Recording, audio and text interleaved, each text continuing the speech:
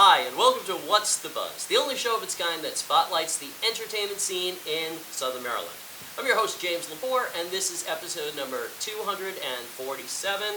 I would be remiss if I did not thank my wife, Heather Lepore, who produces the show, as well as our creative consultant, Reggie Rice, the Super Magic Man. Now, where am I?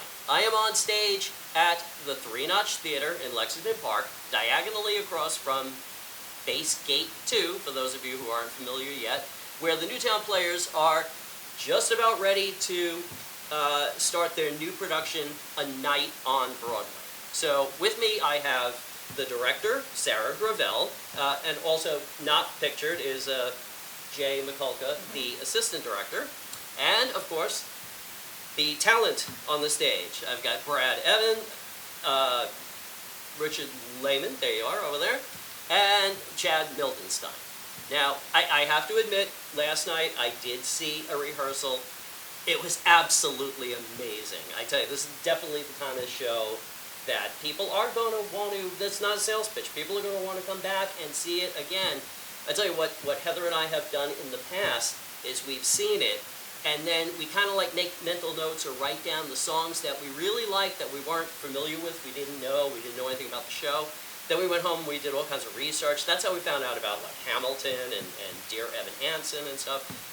And then went back again, and it's that much more enjoyable.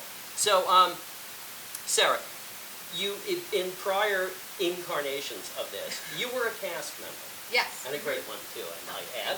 So how did you make the switch over to directing this? Well, throughout the process of doing the cabaret, I really was always thinking like, man, if I did this would be like some little tweaks. It was wonderful they were wonderful productions. So, but it was just, you could see the need for, just for it to keep growing. And since it's cabaret, it needs to have life continually be in it. So then when they put out applications for directors for it, I jumped at the chance to be a part of it. So initially I was music directing the Night on Broadway 2020 that never was because of COVID. And then this year, the opportunity was there to direct, and it is a show where you kind of direct and music direct in one.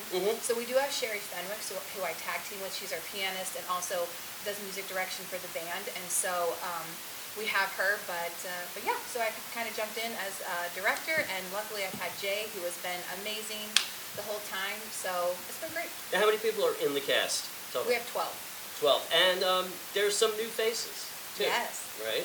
Everyone here is new to Night on Broadway. To Night on Broadway, yes, right, but certainly not Broadway. new to No. the theater. We've got a Right. few that are new to the theater in general. Yep. Brad is new, Richard's new, Tony, this is his first time, Shayla. half the Becky. cast, Becky, Yep. almost half the cast. Richard, what did you sing at auditions? I sang from Miss Saigon. I sang a song from Miss Saigon, and then I also sang a song called Miss Bird from Closer Than Ever. It's traditionally done by a female, so I did it as a female. It's a very funny song. It's about a secretary who is a real estate agent, but on her lunch break she does more than real estate. And she comes back and she talks about her affairs with some of the people in the apartments that she Yeah, I'm glad has. you didn't leave us with just, other than real estate, we'd all be wondering. Brad, what did you sing? I sing You'll Be Back from Hamilton. I sang it all the way here on the phone. Did you I really? certainly did. I sang it in the car almost like 300 times before auditioning. So. Yeah, I tell you, Hamilton has become a show that has really become part of Lepore life. Chad, what did you sing? I sang She Used to Be Mine from Waitress, which is also traditionally sung by the female lead in the show, but in a lower key that I could sing all the notes to. So. Well, Sarah, did you have all the cast members choose what they wanted to sing at auditions, or Yeah. they didn't have like a short list they had to pick No, from? yeah, I'm a big proponent of that because I love to see what someone is going to bring, and it also gives you a sense of what kind of preparation that they can bring as a cast member, and then they get to tailor the song to them. What's going to show them off the best? Right. Now, who picked the songs that are part of the show? I mean, was there a long list and then it got whittled down? Yeah, it was. Yeah, we had several lists. So Jay and I did that together. I had a big group of songs. I knew I wanted them all to be uplifting, entertaining, funny. We've all had, you know, a heck of a 18 months. And so as much as I love an angsty ballad as much as anybody else, but this show, I was like, it's going to be, if you're crying, it's going to be happy tears because you're laughing so hard, you know, in this show. So we do have some more serious songs, but there's still more that inspirational feel. So I knew I wanted that, and that's where I started with the list. Gotcha. Now, did the cast members have any input in songs that maybe they thought of that wasn't originally on the list? Yes, that was another thing that I really wanted to incorporate, because that's the cool thing about cabaret is you can say, okay, I don't have to pick the songs ahead of time. I also didn't have a song list picked until after I had the cast, and then I might have like a little handful of songs to say, hey, I'm thinking of these few songs for you. What do you think of this?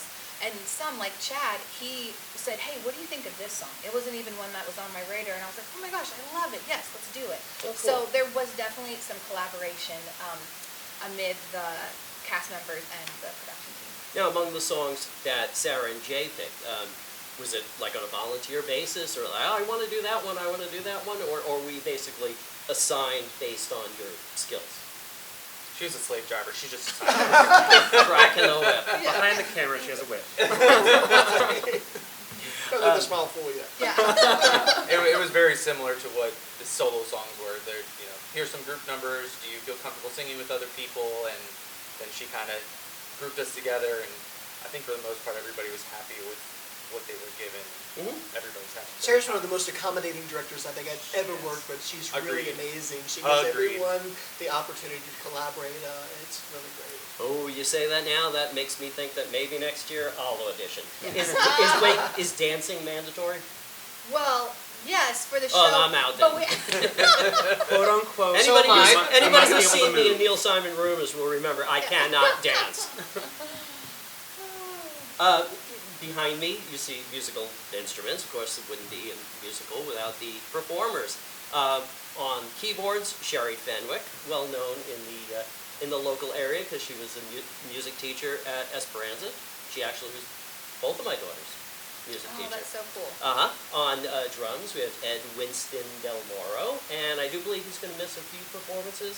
And Roy Johnson, who's also a teacher at Yep. Esperanza. I don't know, it's this Esperanza Yeah. connection. Why don't we just do a production down Yeah. at Esperanza since everybody's there? How many songs total are in the show? 27. Wow. Okay, and what's an idea of, just throw out some shows that are representative? Representative? Oh, a Okay. lot. Represent. There are a Representative. lot. The Prom, Songs for New World, Dear Evan Hansen, Hamilton, Shrek,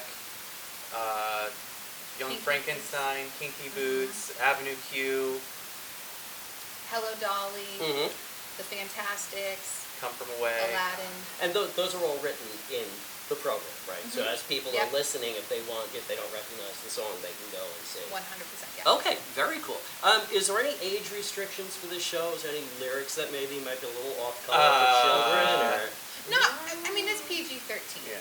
So, but nothing is going to be, where it's like you have to plug someone's ears. But there's definitely some PG-13 moments. A little bit of some adult humor and innuendo type stuff. I'll probably bring my kids to it, and the stuff that's innuendo will probably go over their heads, and nothing's too far out that I want to bring my kids Just to like it. watching SpongeBob. So now it was everyone not now- meant for yeah. kids. So Right now over everyone there. knows my parenting I'm- threshold. Judge as you will. I'm one of the ones that does one of the innuendos, and my 5 and 8-year-old are coming to see the show. Yeah. So Okay. Gotcha, very good. Who's going to love this show the most, as far as the public's concerned? I mean, is it just die-hard Broadway fans, or is it just transcend I feel that? like it's Just- everyone of every ages because again we've had like musical theater stuff that no one knows, and we have stuff like Aladdin and Disney and Shrek and all that kids would love. Like it goes across all ages. a song from Frozen's Anyone who in the enjoys show. music, Yeah. basically. And I know my girls, without even seeing the show yet, I know even though I'm not in it, that's going to be their favorite song because that's the one that they know coming in. So. And I am sworn to secrecy, but I'll say there's a lot of surprises, things I didn't expect. There's even a mashup, which I will not divulge, but very, very cool. Now this runs 3 weekends, yes? From Yep. September 10th to the 26th.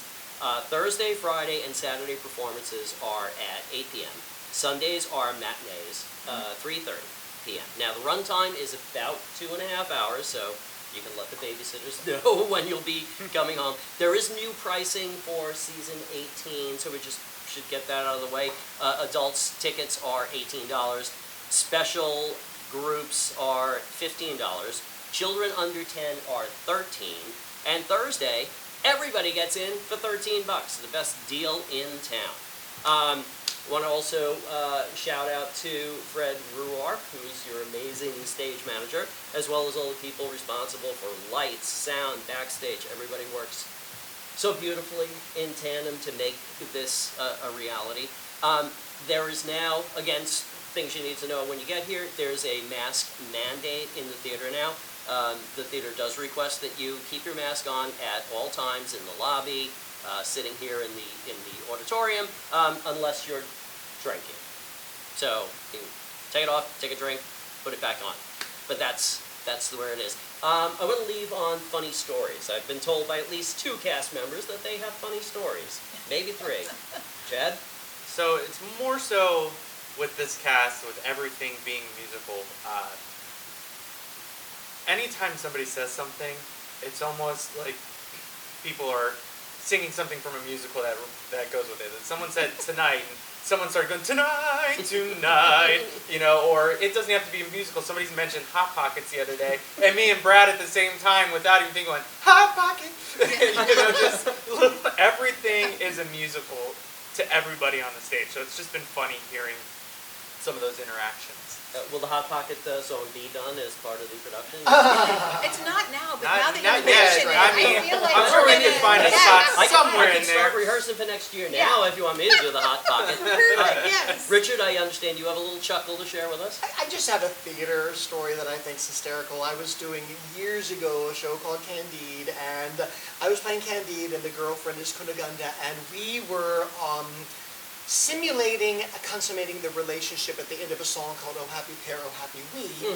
So I'm sort of in this push-up position with my legs spread, my head is upstage, my legs are spread downstage. So the director decided, wear bloomers and go ahead and have Kunigunda pull off my pants at the end of the number, blackout. Well, the last rehearsal, the director thought that might be too risque for the matinee crowd, so he said, cut taking the pants off. So I decided I don't need to wear the bloomers. I went ahead and I wore what's called a dance belt, which is like the dancer performer version of a thong. It's like a piece of fabric to cover your good bits and some string. So I'm in the position, and she forgot the note. So she literally pulls the pants down, full moon over Miami. And to add insult to injury, the director came backstage at intermission and said that there were 2 old ladies in the front row who were buying tickets for the next performance. Everybody running out to Wawa to get singles, you know, and come back. Oh, that's great. Brad, last chance for a funny story? Nope. There's not really like a lot of funny stories with this cast, but just like Chad said, like everything you guys like do on stage, it's just funny. Like we all are laughing nonstop. So like I can't really pinpoint specifics. It really sounds like one big happy family. It's You a say good that, time. I mean, It is a good time. that sounds cliche, but I mean, Yeah. I see you all together. You know how siblings like to poke jabs at each Yeah. other, make fun of at each other? Oh, that happens all the time. Especially between Autumn and Sarah. Who's the biggest troublemaker in the crowd? Troublemaker. No. Not counting yourself. Oh, I think we got we got our answer. Yeah, we have Put your hands up, you gotta we have a confession. We will be back. Well, actually, we're going to be back frequently with new shows. We've got a whole bunch of shows lined up to get looking forward to. Chelsea Gray, Southern Maryland Paranormal, Jennifer Cooper. So many shows to do. Lately, there's been some talk about some new sponsors maybe jumping on board. So stay tuned. It's always something exciting, and I want to thank the director and the actors from A Night on Broadway, Newtown Players, 3-Notch Theater, September 10th to the 26th. And on behalf of What's the Buzz, thanks for watching. Bye. Bye.